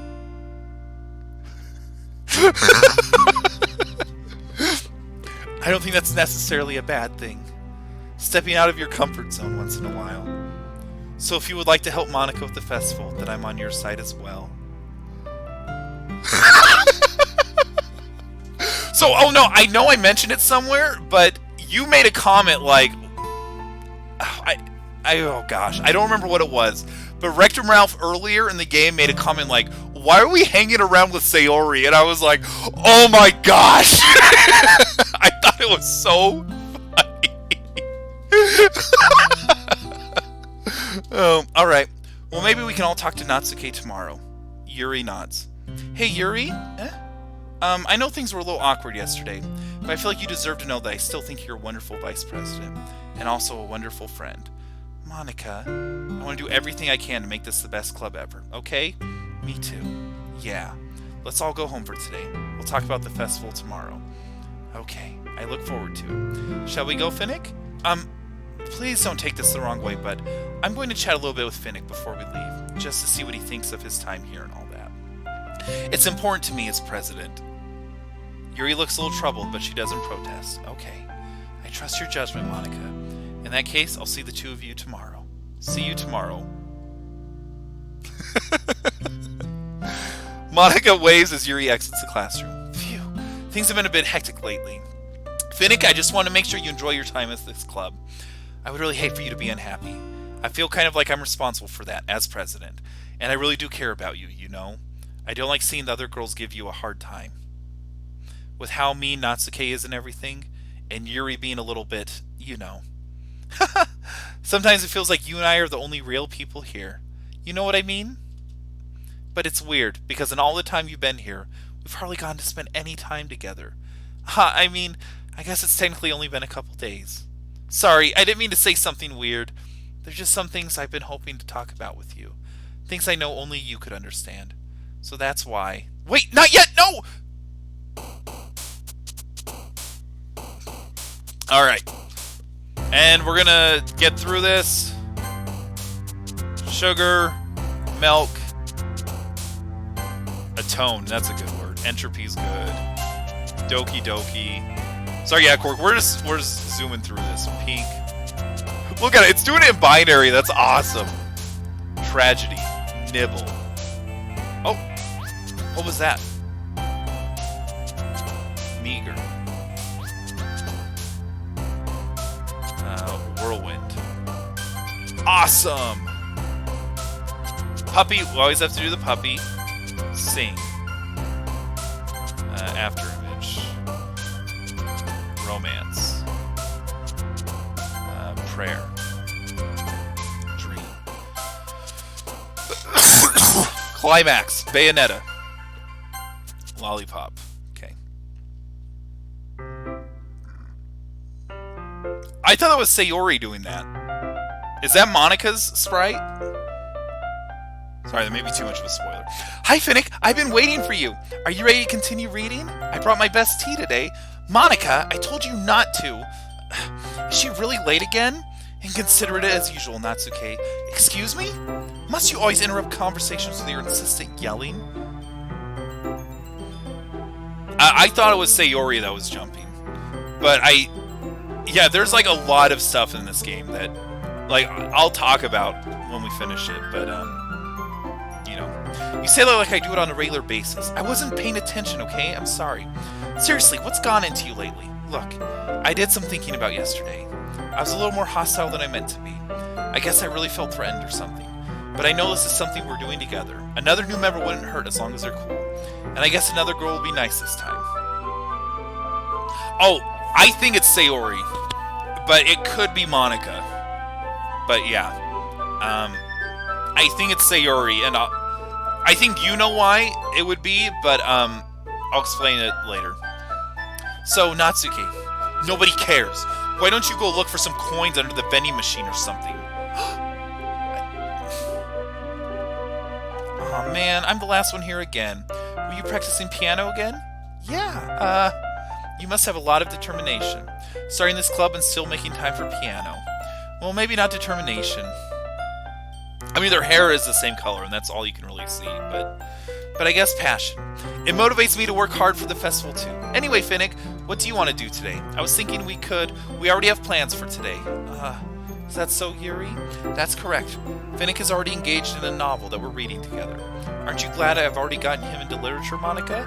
I suppose I was just... Actually, it doesn't matter. It really doesn't. You guys can do whatever you want. Yes! Thank you for understanding, Monica. Actually, I have a request. Do you mind if I make some tea first? Not at all. Thank you very much. There's one thing that make reading better. It's a nice cup of tea, not to mention one for yourself. She makes the closet. I watch as she retrieves the pitcher. Can you hold this for a second? Sure. She hands me the water pitcher. I'm going to plug this into the teacher's desk. She walks past me, get the kettle down the teacher's desk. I watch her movements. To my surprise, the way she moves really contrasts her speaking mannerisms. Especially because of her long legs, Yuri appears elegant and methodical. Okay, may I have the water pitcher? Thanks, I'll be right back. Might as well walk with you? That's okay, you stay here. It won't take long. Pitcher in hand, Yuri hurries out of the classroom. Did Yuri leave you again? No, it's not like that this time. She's just filling up water from the pitcher. Oh, okay. Sorry for misunderstanding. 10 minutes pass. Yuri said it wouldn't take long. Is something holding her up? I'm bored just waiting here, so I decide to go look for her. Let's see. The most logical place for Yuri to be would be the nearest water fountain. I start heading down the hallway. Ha ha! Ha ha! What's that noise? It's coming from around the corner. It sounds like breathing. A sharp inhale, like someone is sucking the air through their teeth. Are they in pain? I reach the corner and peer around it. Yuri? Yeah! Ooh. Oh my gosh. Are they,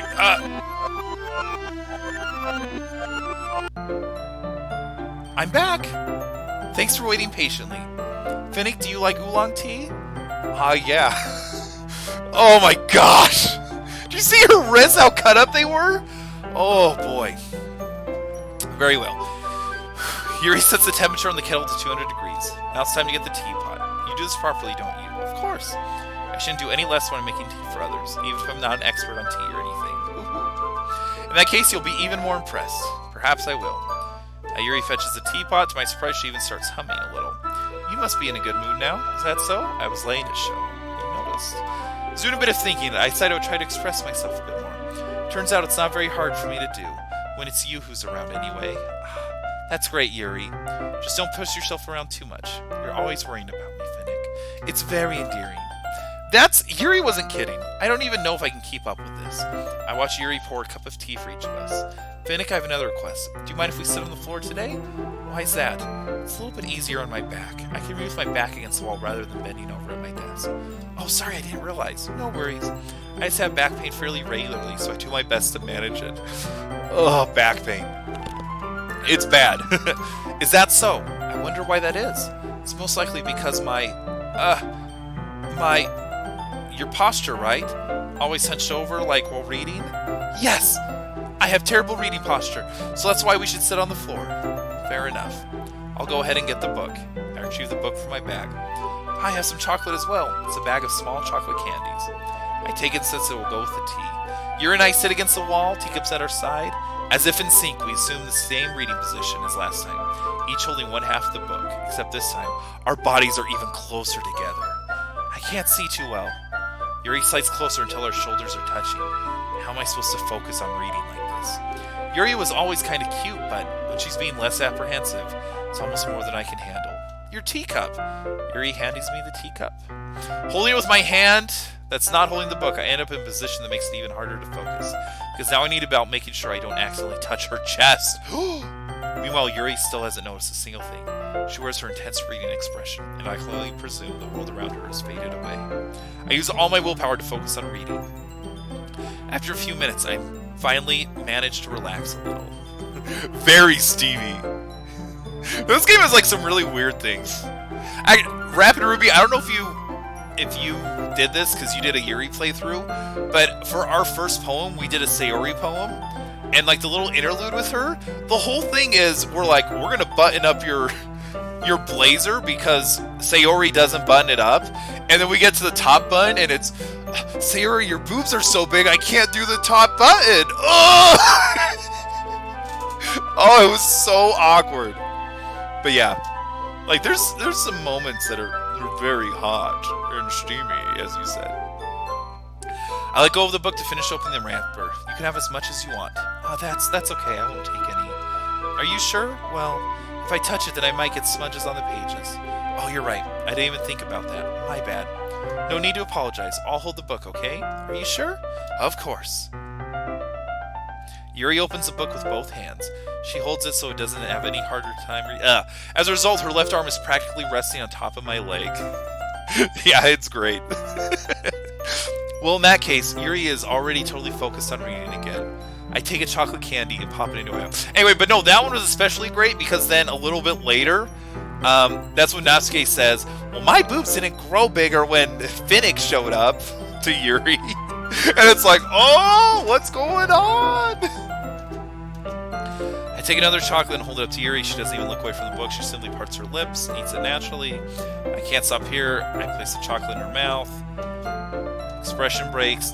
Did I just? Yuri looks at me. Finnick, sorry. I guess I shouldn't have done that. Yuri starts to breathe heavily. I can't. Finnick. Suddenly, Yuri forcefully grabs my arm and jerks me to my feet. My teacup gets knocked over. Finnick! My heart! My heart won't stop pounding, Finnick.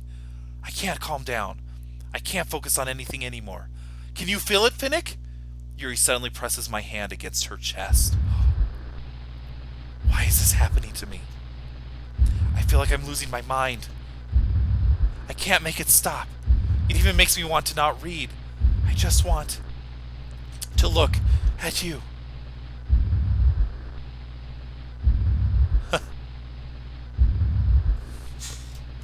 Huh.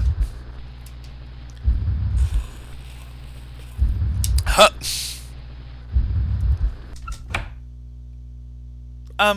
It's time to share poems. Okay, Monica, because that's what I love wants. Finnick, I think you saw something earlier you weren't supposed to see. I didn't want to tell you this, but I don't think I have a choice. It's getting kind of dangerous for you to spend so much time with Yuri. I don't know why, but she seems pretty excitable when she's around you. Which should be a problem in itself. When Yuri gets too excited, she finds a place to hide and starts cutting herself with a pocket knife. Isn't that kind of messed up? She even brings a different one to school every day, like she has a collection or something. I mean, it's definitely not because she's depressed or anything like that. I think she just gets some kind of high from it. Yeah, Monica's the best girl. Way to go, Monica. It might even be a sexual thing. Oh my gosh! But the point is, you've kind of been enabling her. I'm not saying it's your fault, though, but I guess that's why I had to explain it all to you. So I think if you keep your distance, that would be best for her. While you're at it, don't be shy to spend a little time with me. To put it lightly, I at least have it together in the head, and I know how to treat my club members. Anyway, I worked really hard on this poem, so I hope that it's effective. Here goes. Jeez, that really startled me. Well, I guess I kind of messed up at writing this poem. I was just trying to... Never mind. Let's just move on. Let's do Yuri next. Finally. Yuri holds my poem to her face and takes a deep breath. I love it. I love everything about it. Finnick, I want to take this home. Will you let me keep it? Please. Sure, I don't care. You're too nice to me, Finnick. I've never met anyone as nice as you. I could die. Not really, but I just don't know how to describe it. It's okay to be feeling this way, right? It's not bad, right? Yuri holds my poem to her chest. I'm going to take this home with me and keep it in my room. I hope it makes you feel good when you think about me having it. I'll take good care of it. I'll even touch myself. I'll give myself paper cuts so your skin oils enter my bloodstream. You can have my poem too. Besides, after you read it, I know you're really going to want to keep it. Here, take it. I can't wait any longer. Hurry, read it.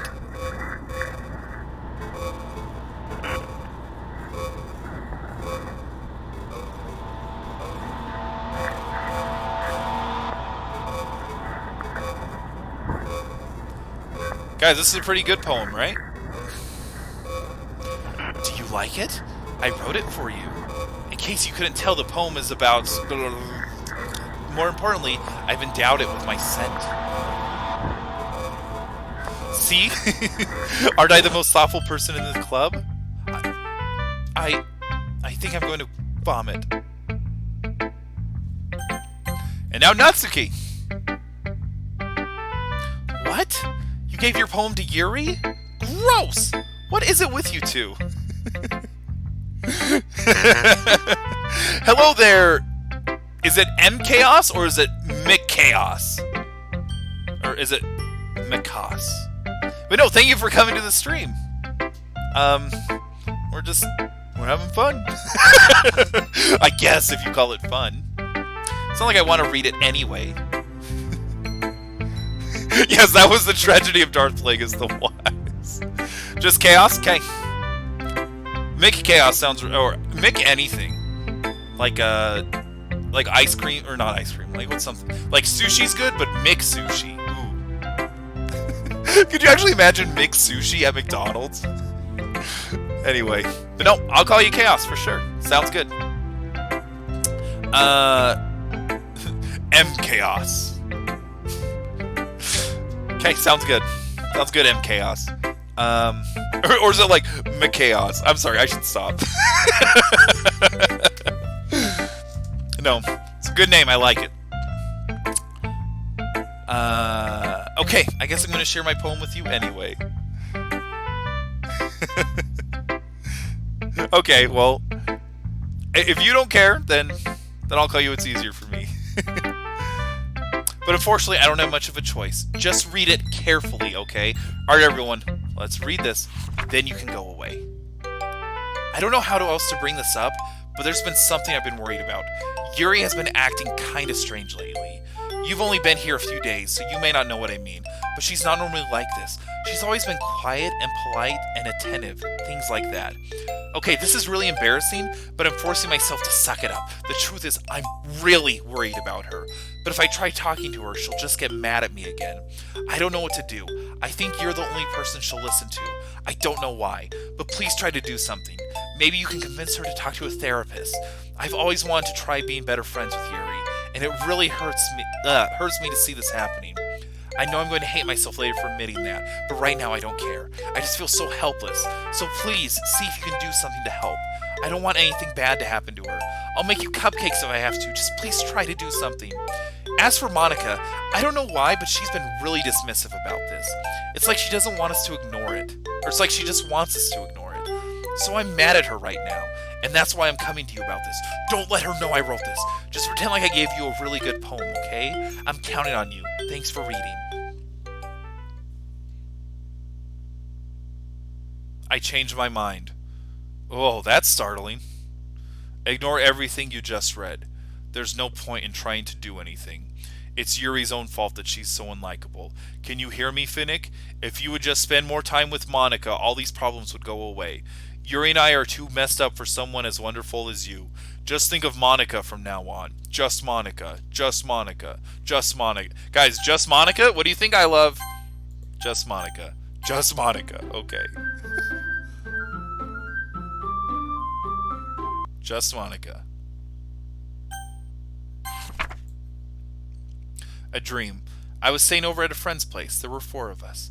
I drifted off to sleep while everyone was talking and watching TV. In my dream, I was still at my friend's house. The only difference was that there were nails sticking out of the walls everywhere.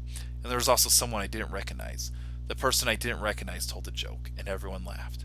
I woke up to the sound of everyone laughing at something that was happening on the TV. So the laughing was not part of the dream. It was the noise that woke me up.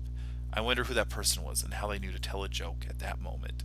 They're talking about you, I love, because you made jokes about about Sayori being depressed. Okay, everyone, it's time to figure out the festival preparations. Let's hurry and get this over with. Stagnating air is common foreshadowing something terrible is about to happen. Look, can we all just get this done? I'm going to be printing and assembling all the poetry panels. Just wait the moment. Natsuke, you can make cupcakes. I know you're at least good at that. Yuri, you can... Well, it doesn't matter. Do whatever you want as long as you think it'll help.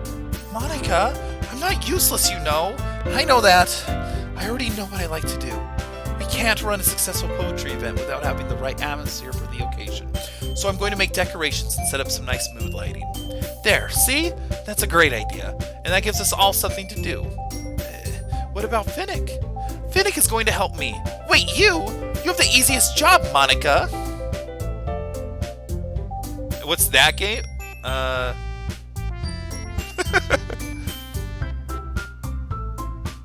Wait, are you asking what Doki Doki is? Or what Kit Boga is? What are you asking, M Chaos?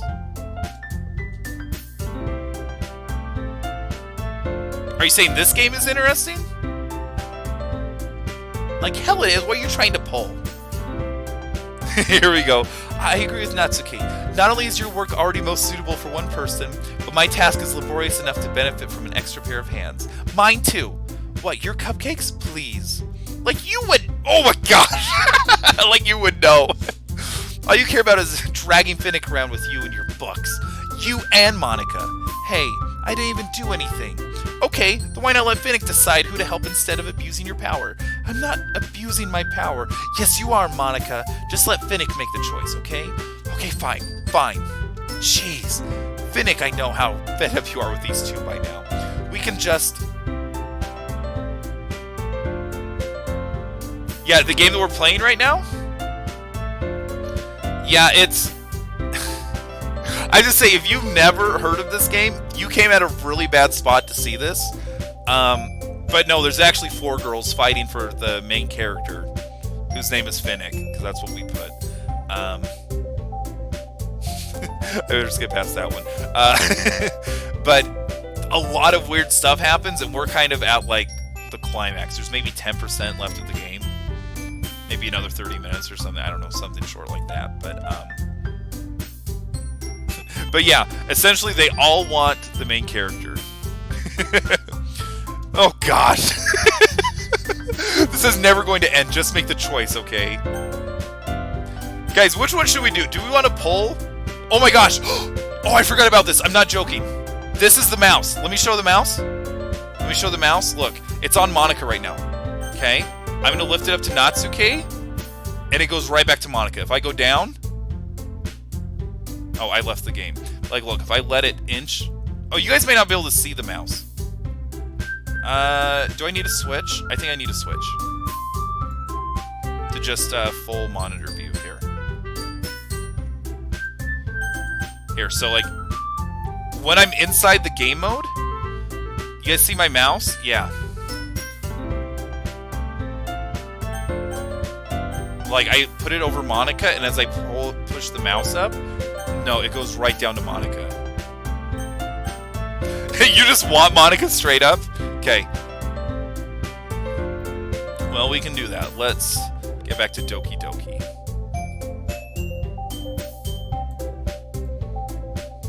Unless someone says anything. Okay, good. Well, wait, I don't think you can see it though on... Oh, you can see it, like, lighting up. But I don't think you see the actual mouse, unless it's the monitor view. But yeah. Alright, Monica it is then. Yay, you picked me! We can meet at your house this weekend. I promise it'll be fun. Is Sunday okay with you? Are you kidding me? This isn't fair at all. It's fair, Natsuke. It's what he chose. No, it's not fair. Giving us all this work and then taking Finnick for yourself. What a shameful thing to do. Yuri, I didn't even give you any work. You decided to do it for yourself. You've been a little unreasonable here. I'm being unreasonable? Monica, I can't believe how delusional and self-important you are. Pulling Finnick away from me every single time you're not included in something. Are you just jealous? Crazy. Or maybe you just hate yourself so much that you take it out on others. Here's a suggestion. Have you considered killing yourself? It would be beneficial to your mental health. Yuri, you're scaring me a little. That's okay, let's just go. I don't think she wants us around right now. See, that wasn't very hard. All I wanted is to spend a little time with him. Is that so much to ask? Yuri follows Monica and Natsuke to the door. Hey, Finnick, Yuri's really something, isn't she? Monica giggles as Yuri pushes her out the door. Finally. Finally. This is really all I wanted. M Chaos, if you're not down for like crazy stuff, you'll want to leave right now. Just letting you know. Because yeah, as Rector Ralph said, stuff's about to go down. Finnick, there's no need to spend the weekend with Monica. It's going to get very, very gruesome. I'm letting you know. Yeah, I'm just letting you know. If you don't want to see it, close your eyes or something. Don't listen to her. Just come to my house instead, the whole day. Just the two of us. Doesn't that sound wonderful? Ah, wow, there's really something wrong with me, isn't there? But you know what? I don't care anymore. I never felt this good in my whole life. Just being with you is far greater pleasure than anything I could imagine. I'm addicted to you. It feels like I'm going to die if I'm not breathing the same air as you. Doesn't it feel nice to have someone care about you so much? You rejected her. I know you've rejected her so much, Rector Ralph. To have someone who wants to remove their entire life around you. But if it feels so good, then why does it feel more and more like something horrible is about to happen? Maybe that's why I tried stopping myself at first. But the feeling is too strong now. I don't care anymore, Finnick. I have to tell you. I'm madly in love with you. It feels like every inch of my body, every drop of blood in me is screaming your name. I don't care what the consequences are anymore. I don't care if Monica is listening. Please, Finnick, just know how much I love you. I love you so much that I just want to put your skin open and crawl inside you. I want you all to myself.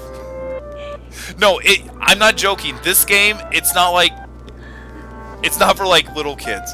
No, well, there will be a jump scare, but it's not just like boo. There's gonna be like blood. I'll share that. There is gonna be a blood warning. Yeah, you'll find out. Doesn't that sound perfect? Tell me, Finnick. Tell me you want to be my lover. Do you accept my confession? Do we accept the confession?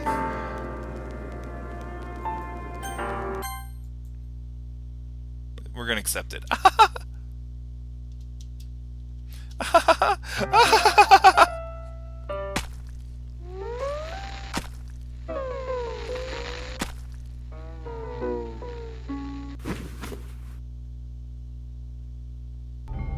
Now Yuri kills herself. Now y'all are probably thinking, why am I skipping through this? So this takes place, the scene we were just in takes place Friday night. We have to mash through, yeah. I just wanted to let you know.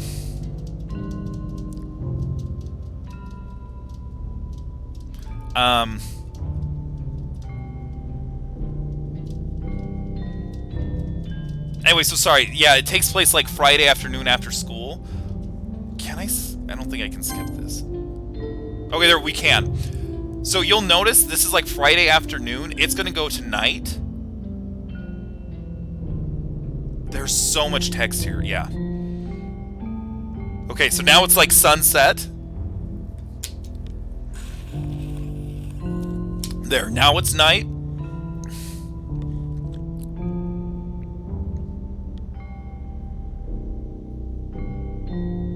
Now it's going to keep going. Okay, now it's daytime. So this is daytime Saturday.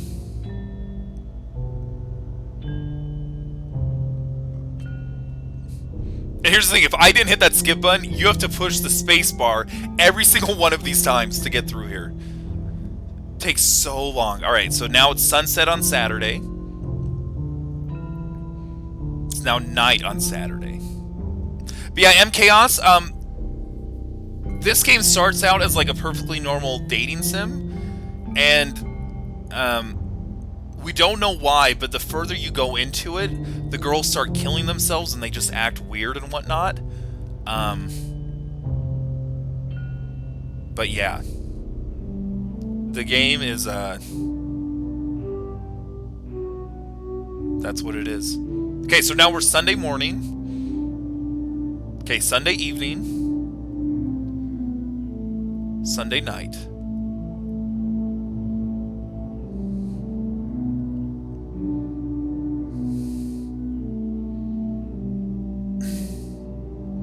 This game is horrible? I mean, so I'm not joking. With the Sayori part, it is absolutely trying to at least help partially you realize that, like, suicide is a real thing and that there are signs you can recognize. Oh, here we go. Alright, it's festival time. Wow, you got here before me. I thought it was...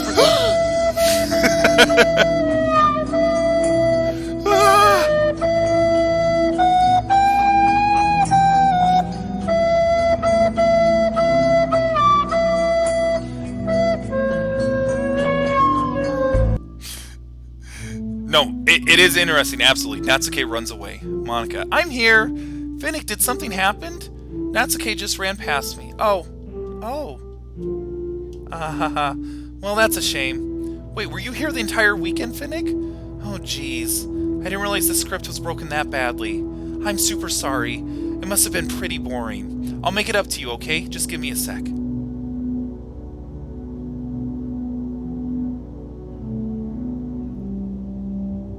I'm almost done. I just wanted to have a cupcake real quick. Monica lifts the tin foil from the tray and takes a cupcake. Seriously, these are the best. I really just had to have one since it's the last time I'll ever get the chance to. You know, before they stop existing and everything. But anyway, I really shouldn't be making you wait any longer. Just bear with me, okay? This should only take a second.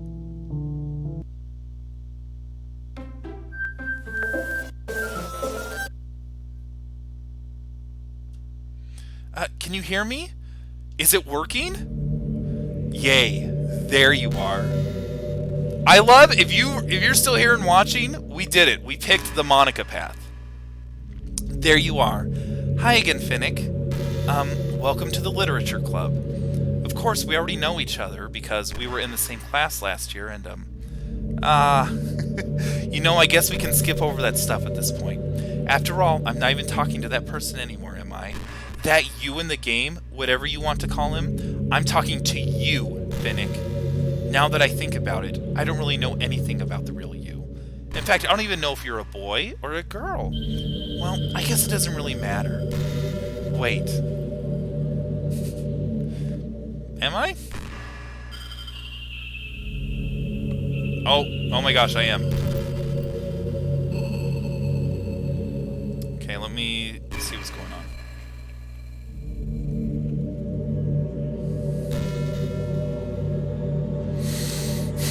Are they dropped or skipped frames? They're skipped, so my network is crapping out. That's bad. You want me to start it over right now? Oh, she's hacking it!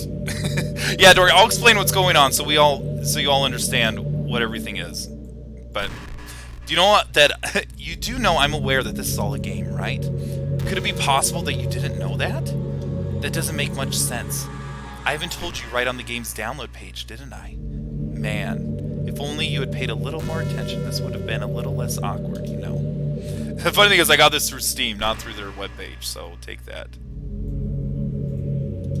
Now that it's all out of the way, I guess I owe you an explanation about that whole thing with Yuri. Well, I kind of started to mess with her, and I guess it just drove her to kill herself. I'm sorry you had to see that, though. Also, the same thing happened with Sayori. Gosh, it's been a while since you heard that name now, hasn't it? Yeah, it's because she doesn't exist anymore. Nobody does. I deleted all...